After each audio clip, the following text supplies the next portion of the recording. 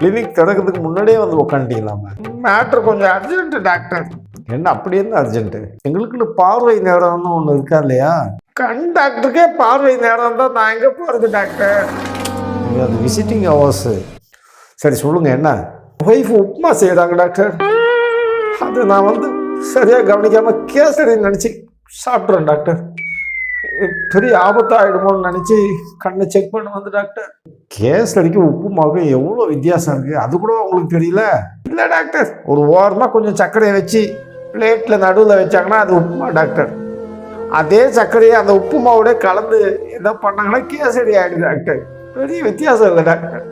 Nurse, இந்த prescription அந்த பேஷண்ட்டுக்கிட்ட கொடுங்க.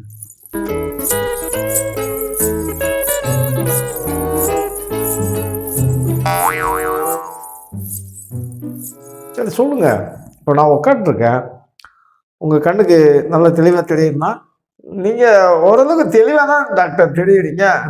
ஆனால் உங்களோட உங்கள் நர்ஸு நல்லா பளிச்சுன்னு தெரியுறாங்க டாக்டர். இது கிட்ட பார்வைங்களா தூர பார்வைங்களா டாக்டர்? இது கிட்ட பார்வையும் இல்லை, தூர பார்வையும் இல்லை, இது ரொம்ப கெட்ட பார்வை.